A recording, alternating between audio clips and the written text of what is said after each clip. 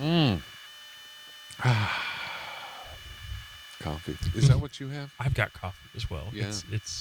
It's an essential to start the morning. Mm-hmm. Yep. Yeah, for sure. I do want to tell you about Punk City Assembly's annual free Christmas dinner. Totally free. Sounds delicious. Yeah. It's Christmas Day from 11 to 12:30. Now, here's the deal. They're going to do dine-in this year. Oh, no carry-out. Prospect. Yeah. Wonderful. Well, they'll I don't know. I think you can do carry-out as well, but dine-in.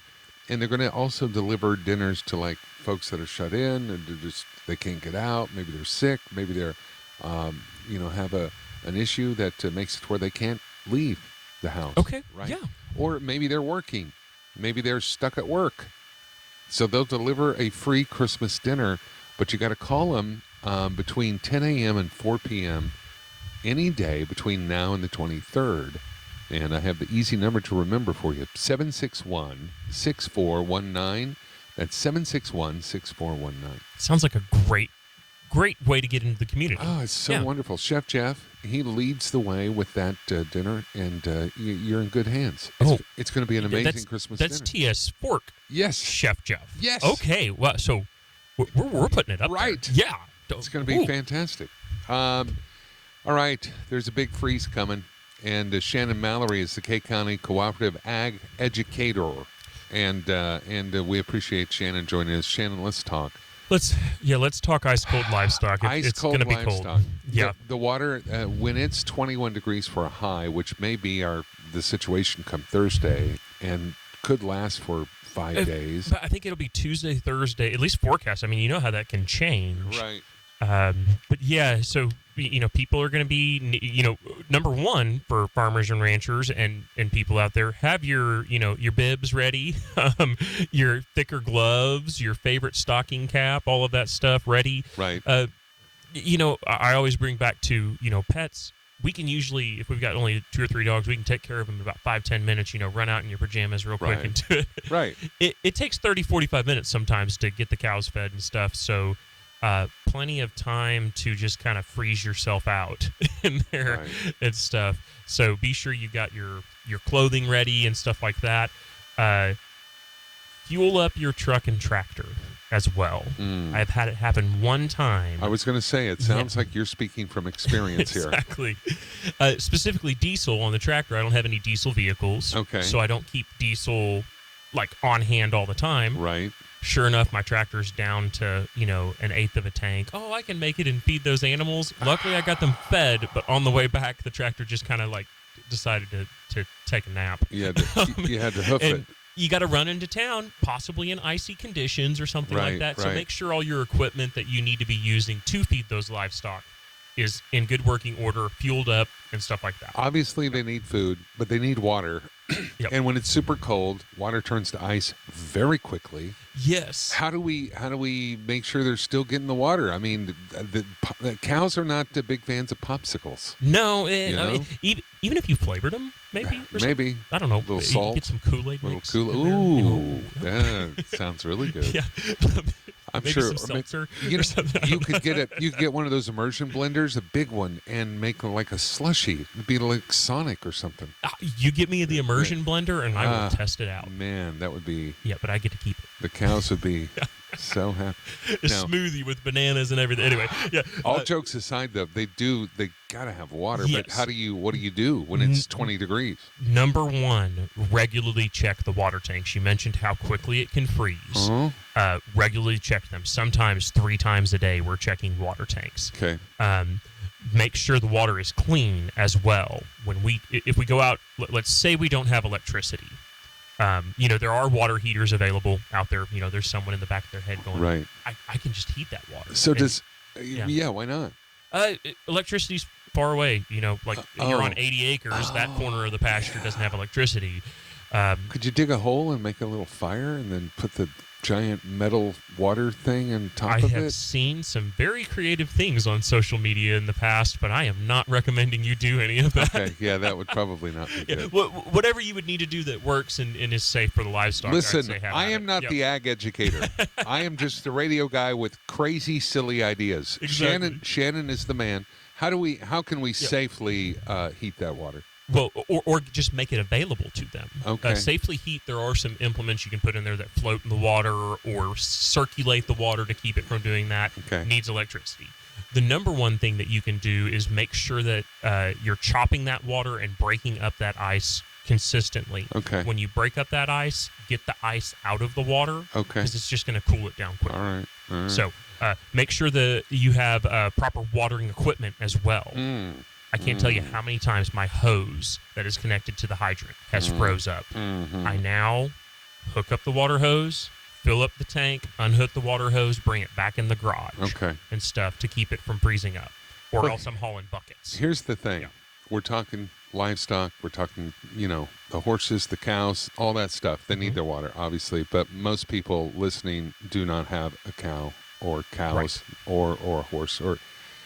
some maybe do. they have some smaller animals like chickens or goats, or even just pets. Yeah. Yeah. What about dogs and cats that are maybe outdoor, maybe not exclusively outdoor? Maybe they go outdoors a lot, or maybe they are exclusively outdoor pets. Similar rules apply. Though with smaller animals, I would just use a type of water that is easy just to dump I'm just going to refresh the water every day. Okay, how do we know how much water they need, though? Yeah, that's the thing. So they even need more when it gets really cold. So like the ideal times for not having to water a whole bunch are spring and fall when the temperatures are mild or not super hot or super cold. They actually need more water during this cold period. See, I'm exactly the opposite. When it gets cold, I just need coffee. I have the hardest time drinking the water. I want hot coffee, Right. So cats, 20% of their body weight. There's some big cats out there. They drink that much water per day. Every day? Yes. Dogs, 1 ounce per pound of body weight. Okay. So you got a 100-pound dog, that's 100 ounces of water. Someone can do the conversion on their phone real quick and let me know how many gallons that is. I think that's like 128, I think, is a gallon of water. Someone tell me if I'm wrong. Chickens, 1/6 of a gallon per 10 chickens per day, which really is not a lot. Goats and sheep, 2 to 3 gallons a day. Hogs, 4 gallons a day. Horses, 5 to 10. Dry cattle, so stalker cattle, your bull, or something like that. Dry cattle. Is there such thing as wet cattle? Well, there's cows with calves at side, so they're lactating. Okay. Yeah. So they're not dry. Okay. Yeah. I get it.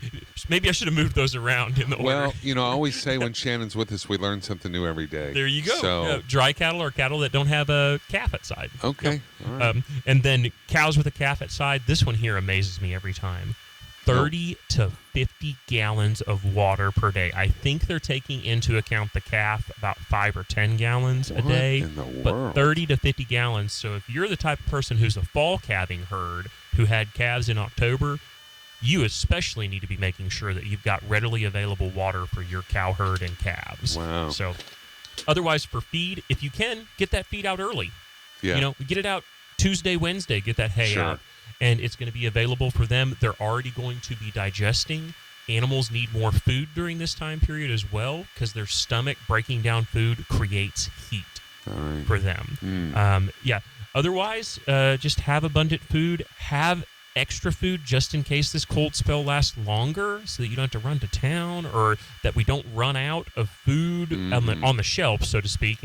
They can deliver it, but you come to town and go to the store and you're out. But just be prepared is the short answer. And have yourself a merry little frigid Christmas.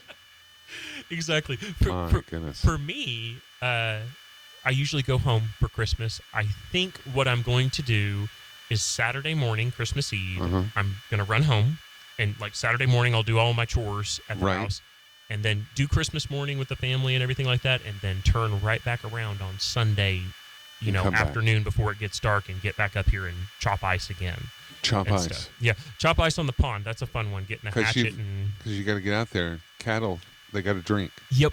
And you've got the cattle out there. And I've got some tanks as well. I usually try to provide tanks with water and then go down and chop ice at the pond as well. You've got some lucky cows.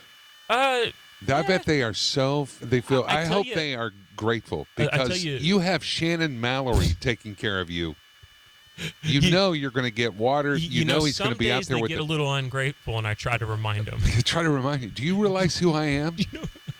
I am the ag educator for and they're like, "Roar," and you're like, I'm out here breaking up ice on a Sunday morning. Yeah. Usually they're waiting behind me. Like they've been on my property for 3 years now. Usually they're waiting behind me. Like, hey, you almost done there, man? I'm thirsty. We are way over time, or I'd share a story. I think I've shared it with you before. In a field, long story short, in a field, cows chasing me, wanting fed, and I didn't have food. I wasn't there to feed them. I just wanted food and cuddles. I was there to visit the transmitter, not feed them. But they were under a different impression. It was pretty scary. They were very threatening cows. I mean, they were very intimidating. Yep. Or maybe that was just me. I don't know. Shannon, thank you so much for being with us. Thank you so much, Sean.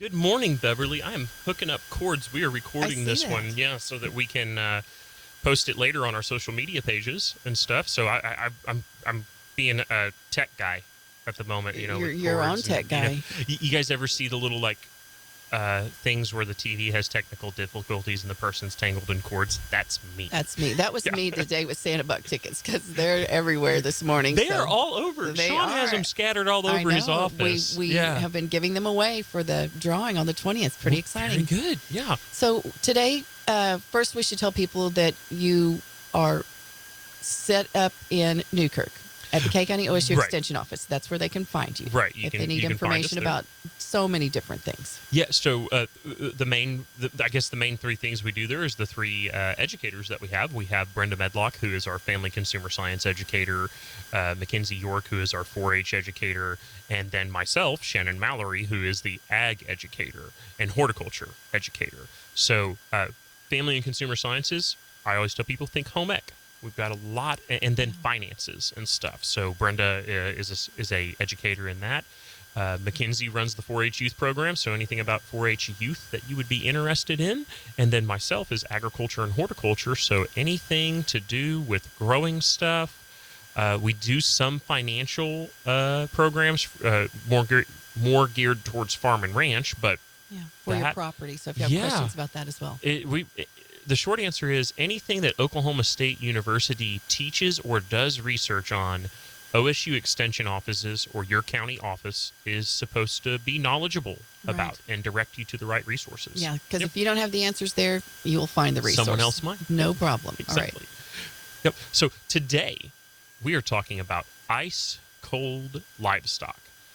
Normally, maybe we like our drinks to be ice cold, except this coffee. Except the coffee. No, we don't want coffee to be ice cold. Well, unless you've got iced iced coffee. Some people like it. Yeah. So, okay. Yeah.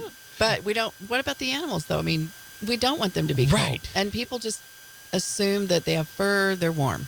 And with larger animals like cattle, horses, and stuff like that, they are more able to handle the cold, but we can still get very uncomfortable conditions. I've noticed they lay down. I saw them laying yesterday, and I was thinking the ground's cold, but the cows lay down when it was cold. The wind was really cold yesterday, so they lay down to keep warm that way, I guess. That, or they're laying down to get out of the wind. The lower they get to the ground. Yeah, because it was very windy yesterday. Exactly. So, three things that we always need to remember for our livestock: feed, water, shelter.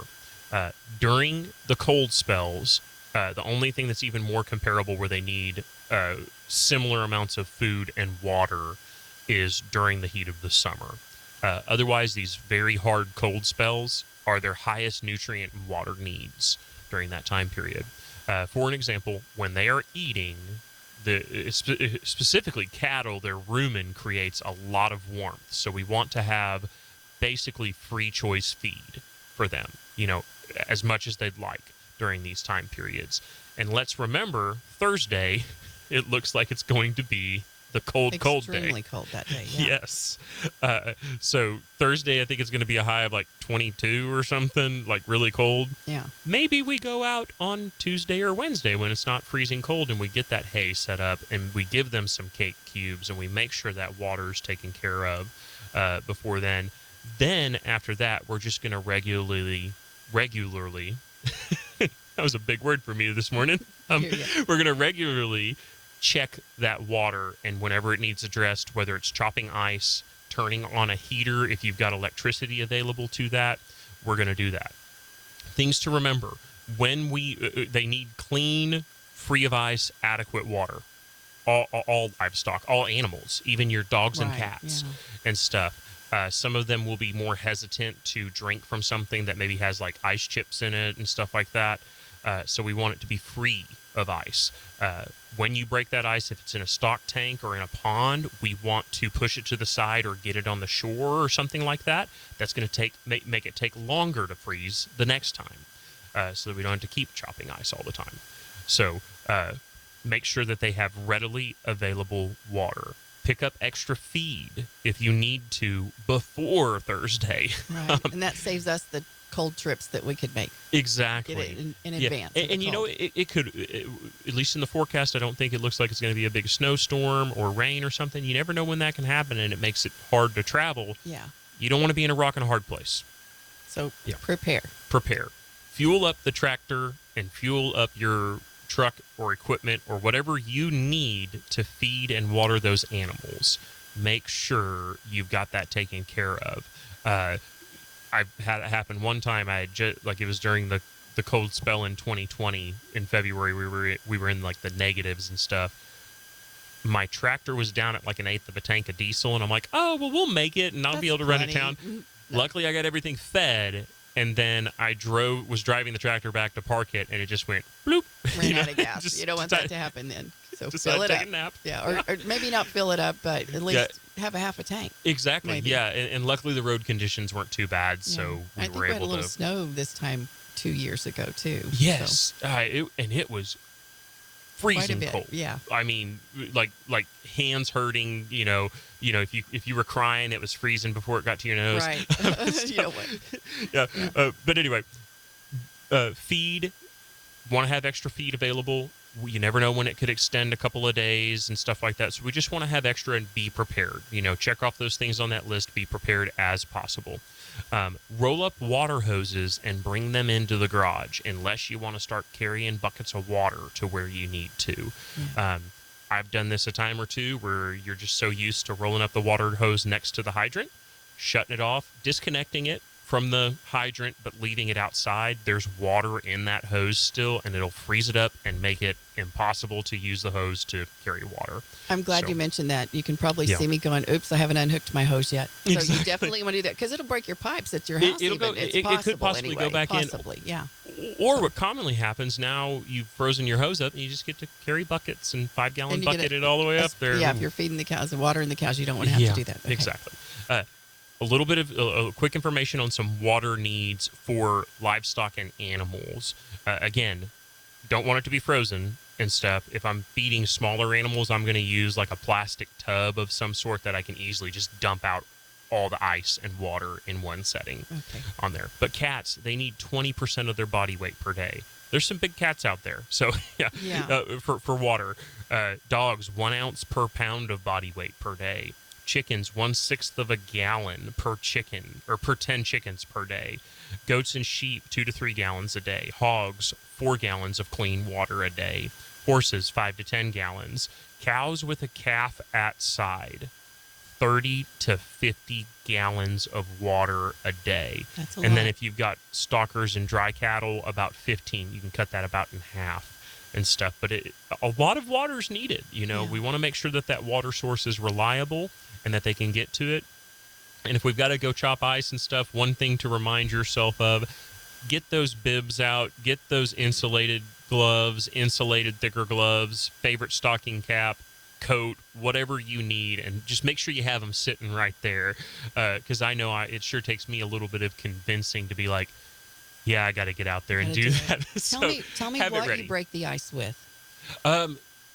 What's the best thing you think? Certainly be safe with it. So if it's in a stock tank, especially if it's one of those plastic ones, I wouldn't want to use an axe, but you maybe a sledgehammer or something like that to break ice. And granted, we're talking about if it's like 2 or 3 inches thick on this, but I usually carry a shovel, like a large shovel, square-headed shovel, and then I carry an axe that I've sharpened on there to chop ice in a pond or in a steel stock tank, and that's to chop it up and then scoop out the ice or get it out of the way in the pond. And that can usually, granted, depending on how cold it is, that can usually last us 8 hours before it completely freezes over again and gives the animals adequate chance to go get the water that they need. So such great advice. it's as so always. fun. Yeah. Yes.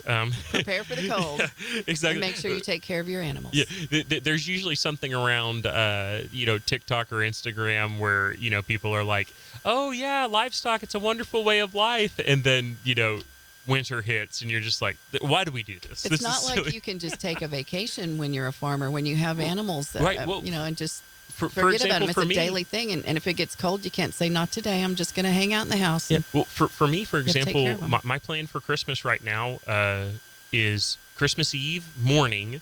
I'm going to be doing my chores, getting my animals fed, making sure they have everything. And then I'm going to go home for Christmas. We'll have Christmas morning, probably about noon, 1 o'clock. I'm going to head back home and get here before dark and chop ice and do all the stuff start that I all need over to again. Yeah. Exactly. So, yeah. Anyway, that's what we've got for today. Just be prepared. And if you have any other questions about, getting prepared for it or something like that, give us a phone call at the K County Extension Office, 580-362-3194, or reach out to us on social media. All right. Thank you, Shannon. Great advice as always. I have a Christmas song for us this morning. Percy Faith. Rudolph. The red-nosed reindeer. Yeah. It's not red because he's cold. I bet Santa gives him